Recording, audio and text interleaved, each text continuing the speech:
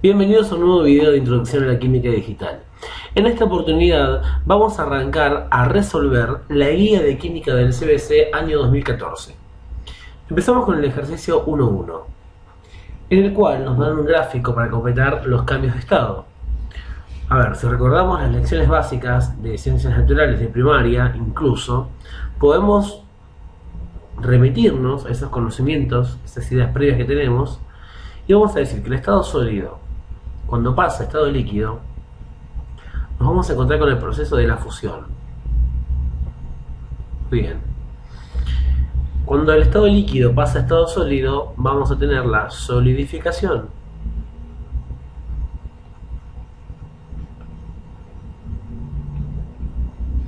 De estado líquido a estado gaseoso,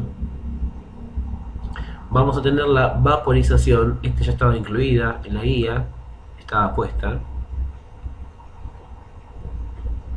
Y de estado gaseoso a estado líquido vamos a tener la condensación.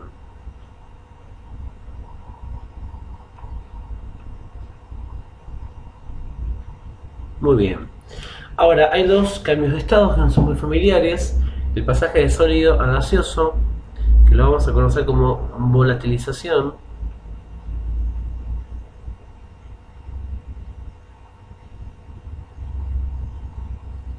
Y el pasaje de gas a sólido, que lo vamos a conocer como sublimación.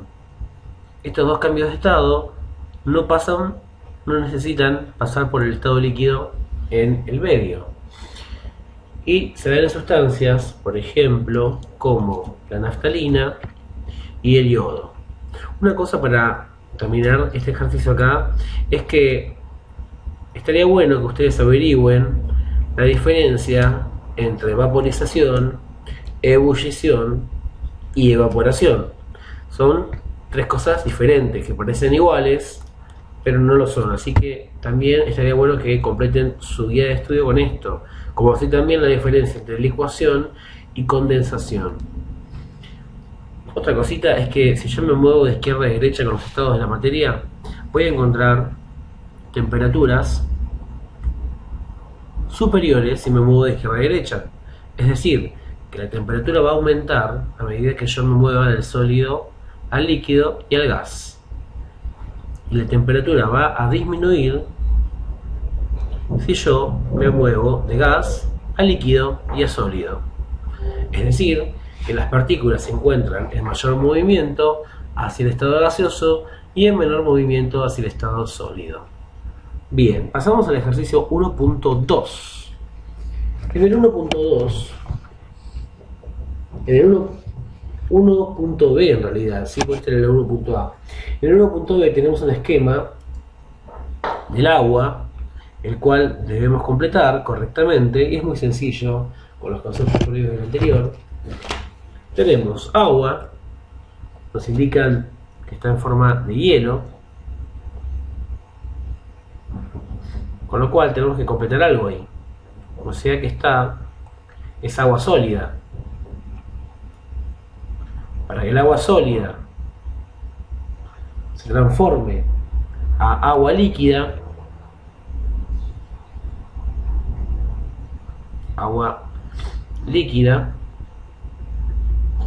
tuvo que haber pasado por el proceso de la fusión. ¿Estamos de acuerdo? Y esa agua líquida va a pasar a agua como vapor, o sea, agua en estado gaseoso, agua gaseosa. Y para eso tuvo que haber ocurrido el proceso de la vaporización. ¿Estamos de acuerdo? Esto sería el ejercicio 1.1b. Vamos con el ejercicio 1.2. Para el ejercicio 1.2 tenemos que tener en cuenta el punto de fusión y el de ebullición de esta sustancia. El punto de fusión de esta sustancia es menos 38 grados Celsius. Es una sustancia X, ¿sí? Tenemos una sustancia X con la cual hay que trabajar en estado líquido. y nos dicen que su punto de fusión está a menos 38 grados Celsius y su punto de ebullición está a está a 137, está a 137 grados Celsius. Con lo cual nos dicen cuáles de las siguientes temperaturas son aptas para realizar la experiencia. Entonces en el punto A nos dice menos 40 grados Celsius. Tenemos que pensar lo siguiente. El punto de fusión es la temperatura en la cual un sólido comienza a derretirse, con lo cual temperaturas inferiores al punto de fusión van a ser aquellas que pertenezcan al estado sólido. Temperaturas superiores al punto de ebullición, es decir, temperatura a la cual una sustancia comienza a hervir, van a estar en estado gaseoso. ¿Y qué va a haber entre la fusión y la ebullición? Va a haber estado líquido. O sea que ahora es muy fácil, si nos dan temperaturas, decirnos cuáles son aptas para que esa sustancia esté en estado líquido. La temperatura A está a menos 40 grados Celsius, con lo cual no me estaría sirviendo, ya que es menor que el punto de fusión, o sea que la A, no me está sirviendo. En la temperatura siguiente, que es 130 grados Celsius, es una temperatura menor al punto de ebullición, o sea que la B me estaría sirviendo. La temperatura C, 140 grados Celsius, supera el punto de ebullición, 140 grados Celsius, es decir que esta no me estaría sirviendo. Y la temperatura D, menos 20 grados Celsius, es más grande que el punto de fusión, la D también me estaría sirviendo. Muy bien. Siguiente punto. Vamos a tener ahora un problema con dos sustancias químicas. Una de ellas es el mercurio y la otra es el etanol, para la cual nos dicen que tenemos dos datos. Uno de ellos es el punto de fusión del mercurio.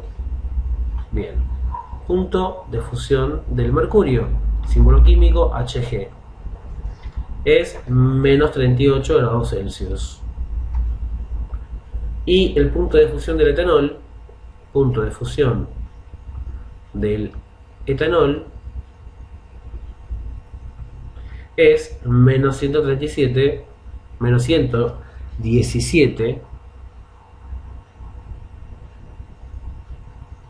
grados Celsius. Por lo tanto, en el punto A tengo que indicar cuáles de esas proposiciones es la correcta. A ver, en el punto A se me está dando una temperatura de menos 37 grados Celsius y me dice, tanto el etanol como el mercurio son gases. ¿Son gases a esa temperatura? ¿Son gases ambos? A ver, analicemos. Esa temperatura, menos 37, es un poquito mayor que el punto de fusión del mercurio. Por lo tanto, a esa temperatura, el mercurio va a estar líquido y el etanol también va a estar líquido, porque es una temperatura mayor a su punto de fusión. O sea que esta es falsa. Es falsa la A. Muy bien. Punto B. Nos dicen a menos 100 grados Celsius ambas sustancias son sólidas. Ambas sustancias son sólidas. ¿Y serán sólidas a esa temperatura? Lo vamos a analizar. En el caso del mercurio es correcto. Esa temperatura es más baja que el punto de fusión, o sea que es sólida. Pero en el caso del etanol, esa temperatura es más grande que el punto de fusión, así que va a estar en estado líquido, con lo cual hace que esta proposición sea incorrecta. En el punto C tenemos una temperatura de menos 113 grados Celsius y dice que el etanol es líquido. ¿Es cierto que el etanol es líquido a esa temperatura? A menos 113 grados Celsius. A ver si estoy leyendo bien. A menos 113 grados Celsius el etanol es líquido. Claro, es correcto esto. ¿Por qué? Porque estaría superando el punto de fusión. ¿sí? Estaba mirando el mercurio, por eso estaba dudando. Bien, y en el caso del mercurio dice que es sólido, o sea que en el caso del mercurio es sólido correcto también, porque esta temperatura es menor al punto de fusión del mercurio, con lo cual va a estar más frío y las partículas van a estar en estado sólido, lo que hace que esta proposición sea verdadera. En el punto D, la temperatura menos 30 grados Celsius nos afirma que el etanol es sólido a menos 30, cosa que no es correcto, va a estar en estado líquido, ya que es una temperatura mayor. Y dice que el mercurio es líquido, cosa que es correcto, pero como la proposición está mal enunciada, hace que esta sea falsa. Con lo cual, la única verdadera es la C. Bien, esto era el ejercicio 1.3. Pasamos al ejercicio 1.4.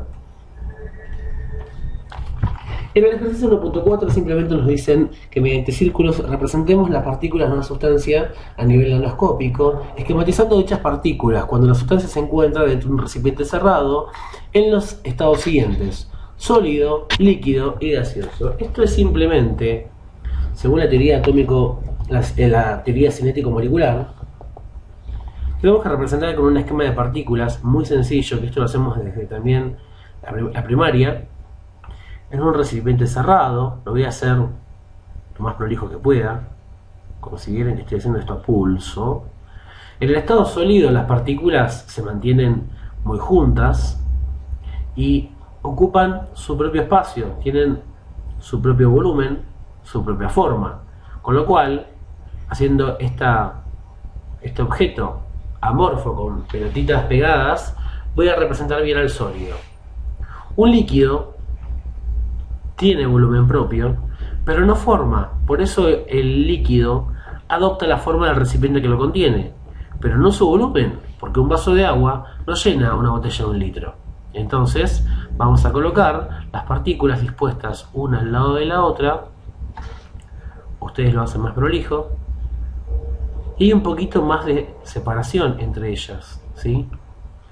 Hay un poquito más de separación entre ellas. Yo acá le hice quizás un poco muy juntas, pero el estado líquido sería de esta manera. Bien, esto sería estado líquido. Y en el estado gaseoso, decía que era un recipiente cerrado, las partículas se encuentran más separadas. Háganlo de forma aleatoria, que no parezca una ficha de dominó, por favor. Se encuentran más separadas la una de la otra y hay espacio vacío entre ellas. No tienen ni volumen ni forma propia, digamos, de forma ideal. O sea que los gases se representan de esta manera. Y por eso tenemos hecho el ejercicio 1.4. En el ejercicio 1.5, mucho no hay que decir, pero lo vamos a leer. Las 3 proposiciones, ustedes pueden ver las respuestas de la guía del CBC, incluidas en el mismo libro. Tanto la proposición A, como la B, como la C, las 3 son verdaderas, ¿sí? O sea que lo que está diciendo es correcto. Dice: un sólido cristalino puro puede ser representado como partículas muy cercanas unas de las otras, ordenadas regularmente. Exactamente, esto quiere decir que los sólidos puros se cristalizan de forma muy regular, haciendo celdas unitarias de forma geométrica. Esto es real. Si lo buscan en internet, formas por ejemplo como el cloruro de sodio, la celda elemental. En el punto 1.5b dice que en un gas las partículas están más separadas entre sí con respecto a las de un líquido a las de un sólido. Obviamente, fijándote el ejercicio 1.4, esto es real. Bien, estas pestañitas que yo aquí hice acá son como el movimiento de las partículas, así que acá está en el movimiento.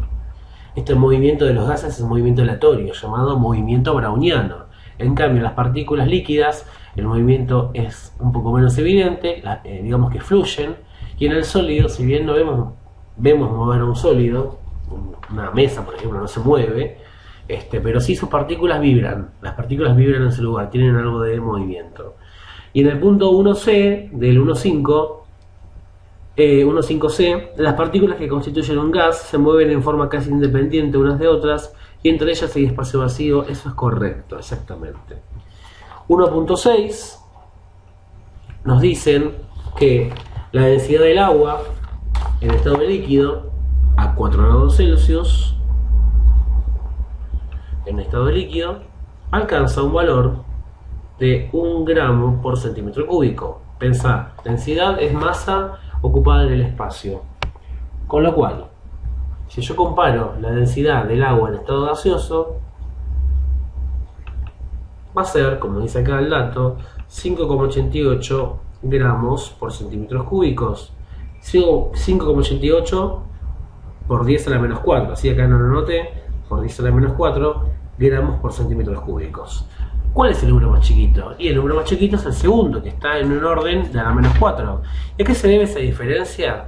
Esa diferencia se debe a que las partículas en el estado gaseoso están más separadas, y si consideramos un mismo volumen ocupado, las partículas gaseosas van a estar ocupando menos espacio, con lo cual hay una densidad mucho menor.